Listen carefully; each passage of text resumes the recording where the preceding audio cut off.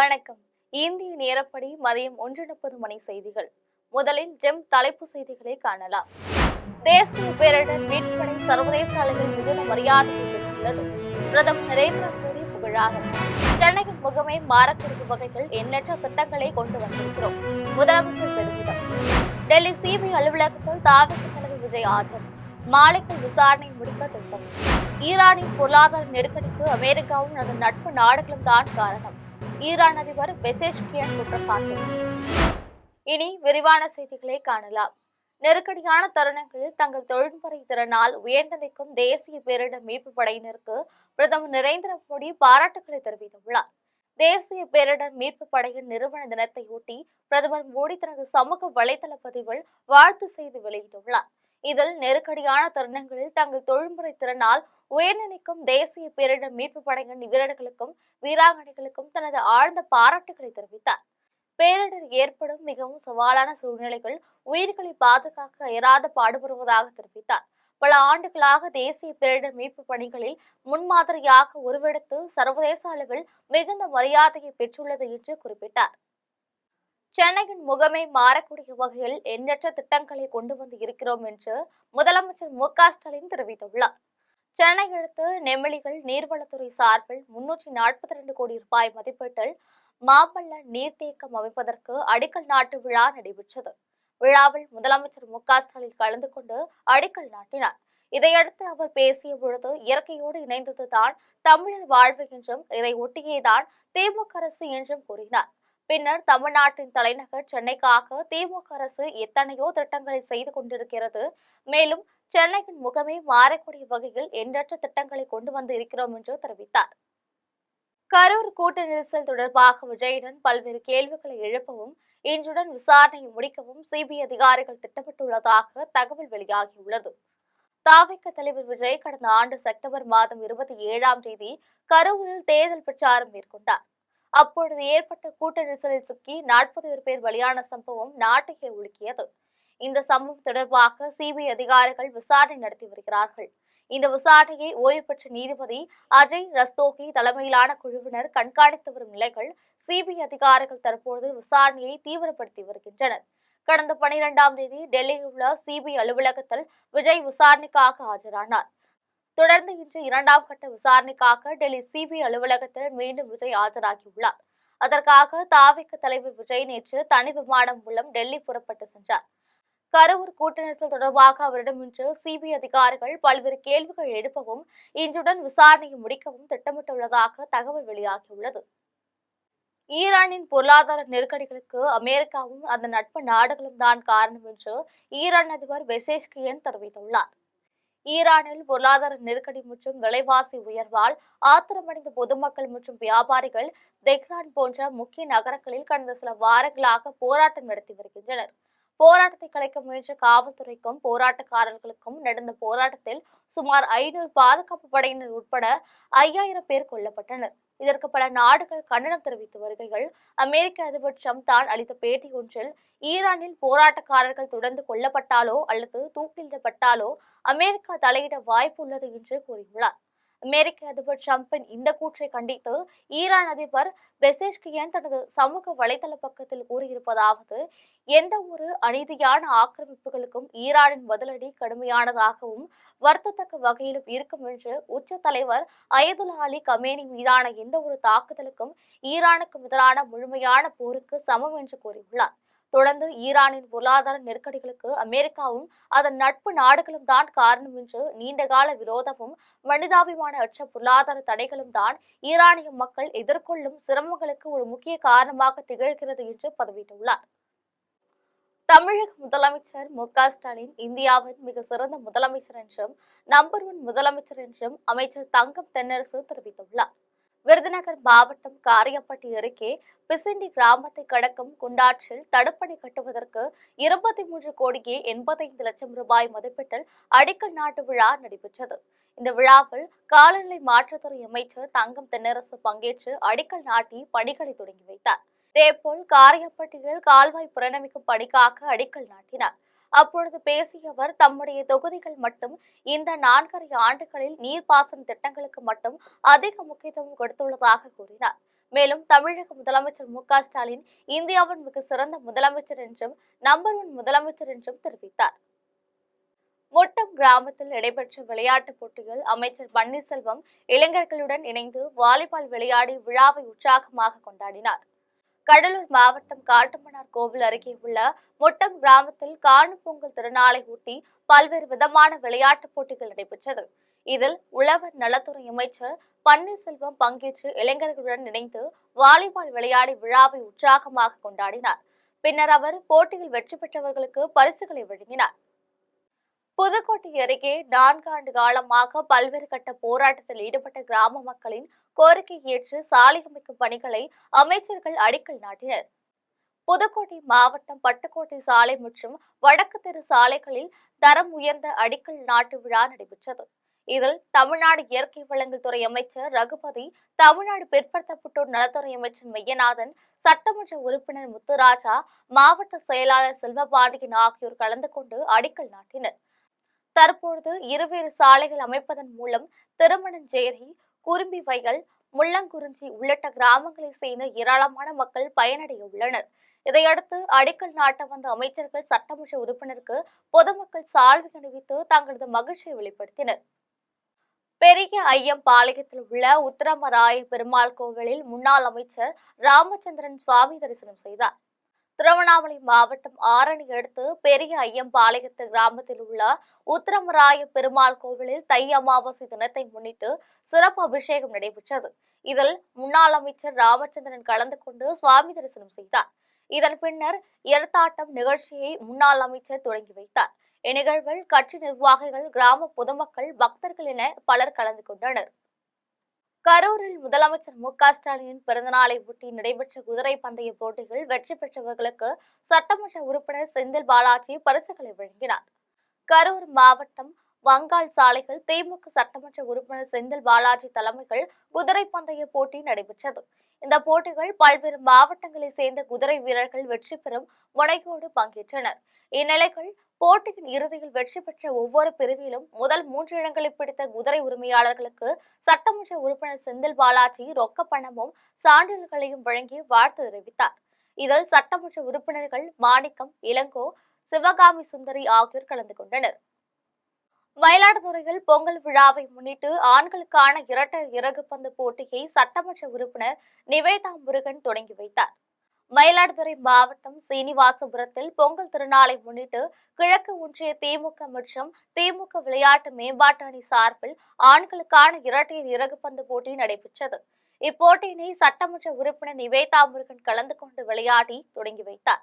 இதில் முதலிடம் பெறும் அணிக்கு 10,000 ரூபாயும், 2ஆம் இடம் பெறுவர்களுக்கு 7,000 ரூபாயும், 3ஆம் இடம் பிடிப்பவர்களுக்கு 5,000 ரூபாயும் பரிசுகளும் வழங்கப்பட உள்ளது. இந்நிகழ்ச்சியில் திமுக மாவட்ட துணை செயலாளர் செல்வமணி, ஒன்றிய செயலாளர் முருகமணி, திமுக விளையாட்டு மேம்பாட்டு அணி அமைப்பாளர் அறிவு செல்வன் உள்ளிட்ட நிர்வாகிகள் பலர் கலந்து கொண்டனர். காரைக்காலில் நடைபெற்ற கார்னிவல் திருவிழாவினை கண்டு ரசித்திட பள்ளி கல்லூரிகளுக்கு மாவட்ட ஆட்சியர் ரவிபிரகாஷ் விடுமுறை அறிவித்துள்ளார். புதுச்சேரி மாநிலம் காரைக்கால் மாவட்டத்தில் பொங்கல் திருநாளை முன்னிட்டு 3 நாட்கள் கார்னிவல் திருவிழா நடைபெற்றது.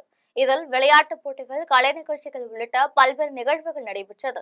தொடர்ந்து இறுதி நாள் கலை நிகழ்ச்சிகள் வேளாண்மை அமைச்சர் தேனி ஜெயக்குமார் உள்ளிட்ட அமைச்சர்கள், சட்டமன்ற உறுப்பினர்கள் பங்கேற்று வெற்றி பெற்றவர்களுக்கு பரிசுகளை வழங்கினர்.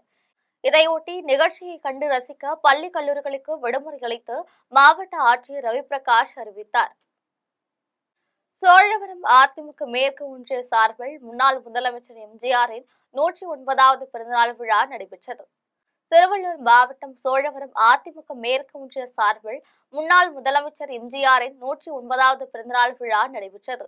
இதில் ஒன்றிய செயலாளர் சம்பத் தலைமை வகித்தார். இந்நிகழ்வில் திருவள்ளூர் வடக்கு மாவட்ட கழக செயலாளர் சிறுனியம் பாலராமன், மாநில அம்மா பேரவை செயலாளர் பொன்ராஜ் ஆகியோர் கலந்து கொண்டு எம்ஜிஆர் படத்திற்கு மாலை அணிவித்து மரியாதை செலுத்தி இனிப்பு மற்றும் அன்னதானம் வழங்கினர். இந்நிகழ்ச்சிகள் ஆண்டார்குப்பம் பாலாஜி, ரவி, செல்வமணி உட்பட கட்சி நிர்வாகிகள் ஏராளமானோர் கலந்து கொண்டனர். நாமக்கல்லில் ஜே.கே. டயர் சீஷா சாரதி கல்வி உதவித்தொகை வழங்கிய ஜே.கே. டயர் நிறுவனத்திற்கு கல்வி உதவித்தொகை பெற்ற மாணவர்கள் அனைவரும் நன்றி தெரிவித்துள்ளனர். நாமக்கல் மாவட்ட பேருந்து நிலையம் அருகில் ஜே.கே. டயர் சீஷா சாரதி கல்வி உதவித்தொகை வழங்கும் நிகழ்வு நடைபெற்றது. இதில் இந்த ஆண்டு தமிழ்நாட்டை சேர்ந்த 150 தகுதியுள்ள மாணவிகள் கல்வி உதவித்தொகை வழங்கப்பட்டது. தொடர்ந்து ஜேகேடைய சீஷா சாரதி கல்வி உதவித்தொகை திட்டம் என்பது வணிக வாகன ஓட்டுநர்களின் பெண் குழந்தைகளுக்காக பிரத்யேகமாக வடிவமைக்கப்பட்ட ஒரு தனித்துவமான முயற்சியாகும். மேலும் 10 மற்றும் 12ஆம் வகுப்புகளுக்கு பிறகு நிதி நெருக்கடியால் மாணவிகள் கல்வியை கைவிடுவதை தடுத்து அவர்களின் உயர்கல்விக்கு ஆதரவளிப்பதே இத்திட்டத்தின் நோக்கமாகும். பின்னர் இத்திட்டத்தின் மூலம் தொழில்நுட்பம் சாரா இளங்கலை படிப்புகளுக்கு 15,000 ரூபாயும், தொழிற்கல்வி இளங்கலை படிப்புகளுக்கு 25,000 ரூபாயும் கல்வி உதவித்தொகையாக வழங்கப்படுகிறது. இந்நிகழ்வில் நாமக்கல் டயர் டீலர்ஸ் அசோசியேஷன் ஆலோசனை குழுவின் தலைவர் ராஜு சுப்பிரமணியம், ஜேகே டயர் பிரதிநிதிகள் தாக்கர், அனுபவம், வாஜ்பாய், சஞ்சீவ் செந்தில், சகாயராஜ் ஆகியோர் கலந்து கொண்டனர். திருச்சியில் பொங்கல் விழாவை முன்னிட்டு ஜல்லிக்கட்டு போட்டியில் 700 காளைகள் மற்றும் 300 மாடுபிடி வீரர்கள் பங்கேற்றனர். திருச்சி மாவட்டம் பொத்தமேட்டுப்பட்டியில் பொங்கல் விழாவை முன்னிட்டு ஜல்லிக்கட்டு போட்டி நடைபெற்றது. இப்போட்டியினை ஸ்ரீரங்கம் கோட்டாட்சியர் சீனிவாசன் கொடியசைத்து விழாவினை தொடங்கி வைத்தார். இதில் திருச்சி, திண்டுக்கல், மதுரை உள்ளிட்ட பல்வேறு மாவட்டங்களிலிருந்து கொண்டுவரப்பட்ட 700 ஜல்லிக்கட்டு காளைகள் வாடிவாசல் வழியாக அவிழ்த்து விடப்பட்டன. காளைகளை அடக்க 300 மாடுபிடி வீரர்கள் பங்கேற்றனர். போட்டியில் வெற்றி பெறும் காளைகளுக்கும் காளையர்களுக்கும் தங்கம், வெள்ளி நாணயங்கள், சைக்கிள் உள்ளிட்ட ஆயிரக்கணக்கான பரிசுகள் வழங்கப்பட்டன. இந்நிகழ்வில் 200க்கும் மேற்பட்ட காவல்துறையினர் மற்றும் தீயணைப்பு துறையினர் பாதுகாப்பு பணியில் ஈடுபட்டனர். பொங்கல் விடுமுறை முடிந்ததை அடுத்து சென்னை நோக்கி அதிக அளவில் பொதுமக்கள் பயணம் மேற்கொண்டுள்ளதால் விக்கிரவாண்டி சாலையில் கடும் போக்குவரத்து நெரிசல் ஏற்பட்டுள்ளது. விழுப்புரம் மாவட்டம் விக்கிரவாண்டி சாலைகள் பொங்கல் பண்டிகை முடிந்து கார், பேருந்து, இருசக்கர வாகனம் என சென்னைக்கு வர துவங்கியுள்ளனர். இதனால் விக்கிரவாண்டி சுங்கசாவடிகள் போக்குவரத்து நெரிசல் ஏற்பட்டது. தொடர்ந்து சுங்கசாவடி ஊழியர்கள் மற்றும் காவல்துறையினர் போக்குவரத்தினை சீர் செய்யும் பணியில் தொடர்ந்து ஈடுபட்டனர். தாராபுரத்தில் உழவர் உழைப்பாளர் கட்சியின் சார்பில் பொங்கல் விழா மற்றும் உழவர் தின கொடியேற்ற விழா நடைபெற்றது.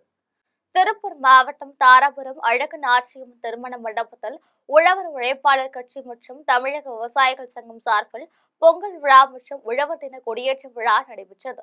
இந்த நிகழ்ச்சியில் உழவர் உழைப்பாளர் கட்சி மற்றும் தமிழக விவசாயிகள் சங்கத்தின் தலைவர் செல்லமுத்து, பாரதிய ஜனதா கட்சி மாநில விவசாய அணி தலைவர் நாகராஜ், தாராபுரம் பாரதிய ஜனதா கட்சி வழக்கறிஞர் கார்வேந்தன் ஆகியோர் கலந்து கொண்டனர். இந்த கூட்டத்தில் கறிக்கோழி பண்ணை உரிமையாளர்களுக்கு கிலோ ஒன்றிற்கு 6 ரூபாய் தரும் கோழிப்பண்ணை நிறுவனங்களுக்கு 20 ரூபாய் கேட்டு கோழி உற்பத்தி நிறுத்த போராட்டத்தில் ஈடுபட்ட வழக்கறிஞர் ஈசனை கைது செய்ததை கண்டித்து தீர்மானம் நிறைவேற்றப்பட்டது. தொடர்ந்து உற்பத்தி நிறுவனங்கள் உரத்துடன் இணை உரங்களை கட்டாயப்படுத்துவதை தடுத்து விவசாயிகளுக்கு தேவையான உரங்கள் மட்டும் கிடைக்க மத்திய, மாநில அரசுகள் நடவடிக்கை எடுக்க வேண்டும் என்றும், சின்ன வெங்காயம் அதிகமாக உற்பத்தியாகும் மாவட்டங்களில் விவசாயிகள் நஷ்டமடையாமல் இருக்க நிரந்தர வெளிநாட்டு ஏற்றுமதி அனுமதி வழங்க வேண்டும் என்பன போன்ற பல்வேறு தீர்மானங்கள் இந்த கூட்டத்தில் நிறைவேற்றப்பட்டன.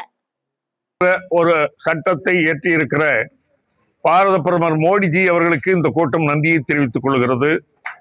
மேலும் விவசாயிகள் விளைபொருளுக்கு விலை இல்லாத காரணத்தால் தான் விவசாயிகள் கடன் கட்ட முடியாத சூழ்நிலை ஏற்படுகிறது.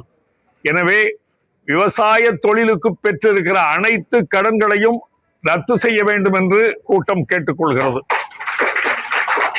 மேலும் விவசாய உற்பத்தி பொருள் கட்டுப்படியாகிற விலை வேண்டும், கடனை ரத்து செய்ய வேண்டும். ஆரணியில் இருந்து சென்னை செல்ல போதை அரசு மற்றும் தனியார் பேருந்துகள் இல்லாததால் மக்கள் பணிமனையை முற்றுகையிட்டு வாக்குவாதத்தில் ஈடுபட்டனர்.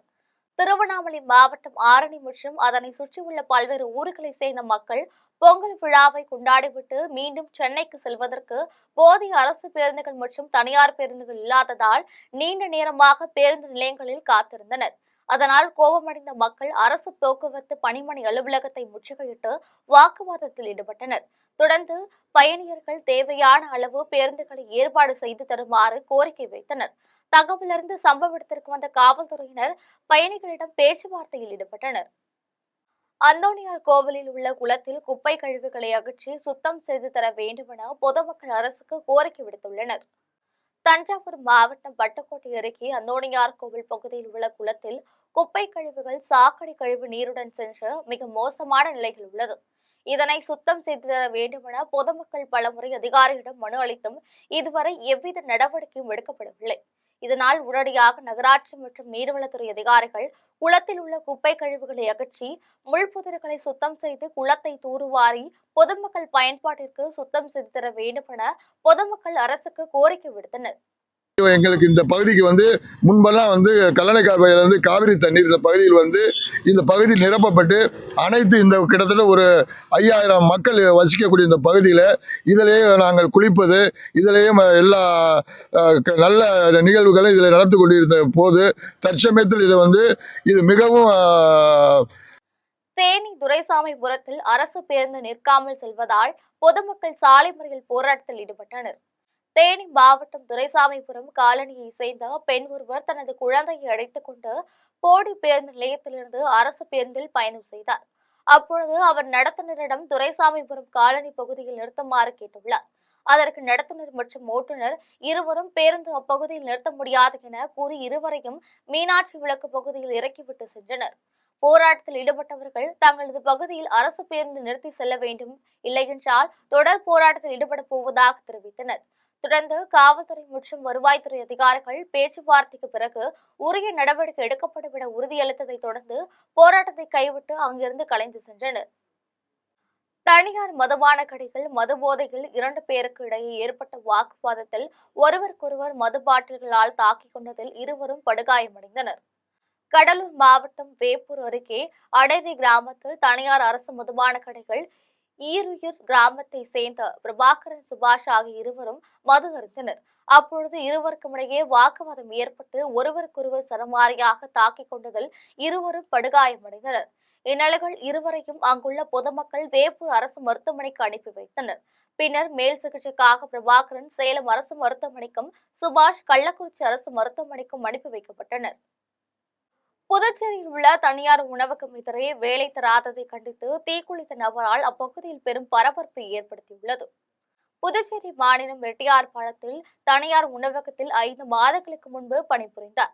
இவர் உணவகத்தில் பணியாற்றிக் கொண்டிருந்த பொழுது உணவகத்தில் பணிபுரிந்த பெண்ணுடன் தவறான தொடர்பு ஏற்பட்டதால் நிர்வாகம் அவரை கண்டித்து வேலையை விட்டு நிறுத்தியுள்ளது.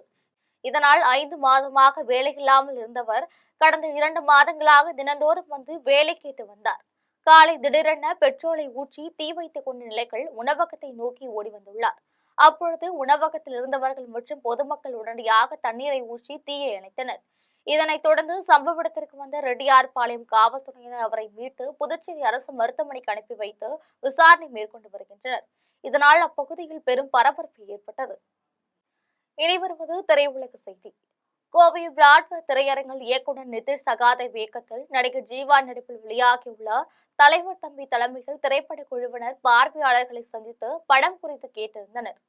இயக்குனர் நிதிஷ் சகாதேவ் இயக்கத்தில் நடிகர்கள் ஜீவா, இளவரசு, தம்பி ராமையா, பிரார்த்தனா, நாதன் ஆகியோர் நடிப்பில் வெளியாகியுள்ள தலைவர் தம்பி தலைமையில் திரைப்படம் திரையரங்குகளில் வெற்றிகரமாக ஓடி வருகிறது.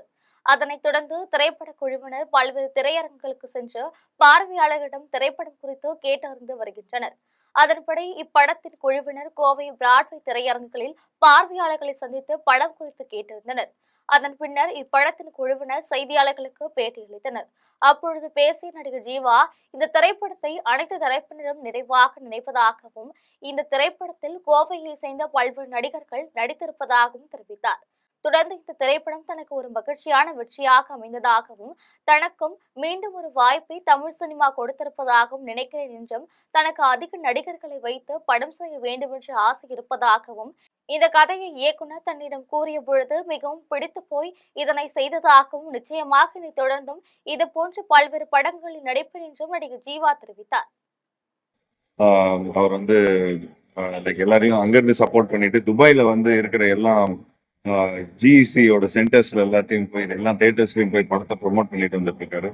அண்ட் எல்லாரும் ரொம்ப சந்தோஷமா இருக்கிறோம். அண்ட் இது ஒரு ஒரு மகிழ்ச்சியான ஒரு வெற்றியா அமைஞ்சிருக்கு. அண்ட் நிச்சயமா இந்த படம் எல்லாருக்கும் ஒவ்வொரு பிரேக் ஒன்று கொடுத்துருக்கு. ஸோ எனக்கும் ஒரு பெரிய ஒரு கம்பேக்னு சொல்லலாம். அண்ட் வசூல் ரீதியா ஒரு பெரிய கம்பேக்னு சொல்லலாம். இனி வருவது உலக செய்தி.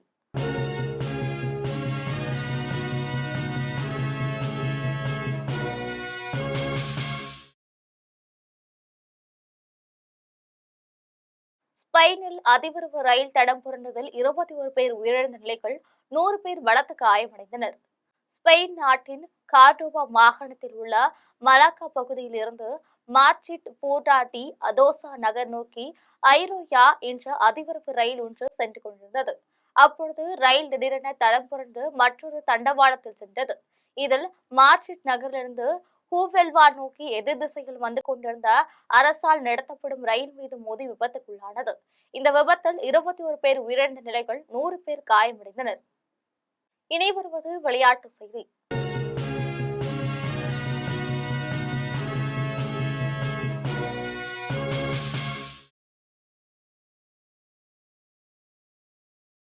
மகளிர் பிரீமியர் லீக் 20 ஓவர் கிரிக்கெட் போட்டிகள் ராயல் சேலஞ்சர்ஸ் பெங்களூரு அணியும் குஜராத் டைட்டன்ஸ் அணியும் இன்று மோதுகின்றன. குஜராத் மாநிலம் வதோதராவில் மகளிர் பிரீமியர் லீக் 20 ஓவர் கிரிக்கெட் போட்டியின் 12வது லீக் ஆட்டத்தில் ராயல் சேலஞ்சர்ஸ் பெங்களூரு மற்றும் குஜராத் டைட்டன்ஸ் அணிகளும் இன்று மோதுகின்றன.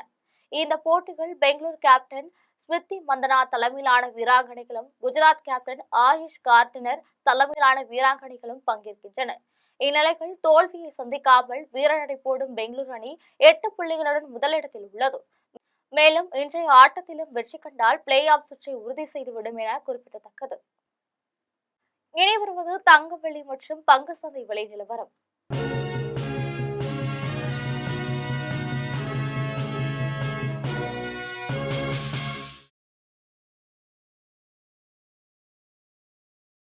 சென்னையில் ஆபரண தங்கம் என்ற ஒரு சவரன் 1,07,600 ரூபாய்க்கு விற்பனை செய்யப்படுகிறது. சென்னையில் இன்று ஆபரண தங்கத்தின் விலை கிராமுக்கு 170 ரூபாய் அதிகரித்து 13,450 ரூபாய்க்கு விற்பனை செய்யப்படுகிறது. மேலும் ஒரு சவரன் 1,360 ரூபாய் அதிகரித்து 1,07,600 ரூபாய்க்கு விற்பனை செய்யப்படுகிறது. 24 கேரட் தூய தங்கம் ஒரு சவரன் 1,17,384 ரூபாய்க்கு விற்பனை செய்யப்படுகிறது. மேலும் 1 கிராம் வெள்ளி 318 ரூபாய்க்கும் 1 கிலோ வெள்ளி 3,18,000 ரூபாய்க்கும் விற்பனை செய்யப்படுகிறது. இந்திய பங்கு சந்தைகளில் வணிகம் இன்று சரிவுடன் காணப்படுகிறது. மும்பை பங்கு சந்தை பங்கு விலை குறியீட்டு எண் சென்செக்ஸ் 502 புள்ளிகள் குறைந்து 83,069 புள்ளிகளில் வணிகமாகிறது. தேசிய பங்கு சந்தை பங்கு விலை குறியீட்டு எண் நெப்டி 147 புள்ளிகள் குறைந்து 25,548 புள்ளிகளில் வணிகமாகிறது. மீண்டும் தலைப்பு செய்திகள். தேசிய பேரிடர் மீட்புப் படை சர்வதேச அளவில் மிகுந்த மரியாதையை பெற்றுள்ளது. பிரதமர் நரேந்திர மோடி புகழாரம். சென்னையின் முகமே மாறக்கூடிய வகையில் எண்ணற்ற திட்டங்களை கொண்டு வந்திருக்கிறோம். முதலமைச்சர் பெருமிதம். டெல்லி சிபிஐ அலுவலகத்தில் தாவேக தலைவர் விஜய் ஆஜர். மாலைக்குள் விசாரணை முடிக்க திட்டம். ஈரானின் பொருளாதார நெருக்கடிக்கு அமெரிக்காவும் அதன் நட்பு நாடுகளும் தான் காரணம். ஈரான் அதிபர் பெசேஷ்கியன் குற்றச்சாட்டு. இத்துடன் ஜெம் செய்திகள் நிறைவடைகின்றன. மீண்டும் ஜெம் செய்திகள் மாலை 6 மணிக்கு. உடனுக்குடன் செய்திகளை காண gemlive.tv என்ற இணையதளத்தில் இணைந்திருங்கள். நன்றி, வணக்கம்.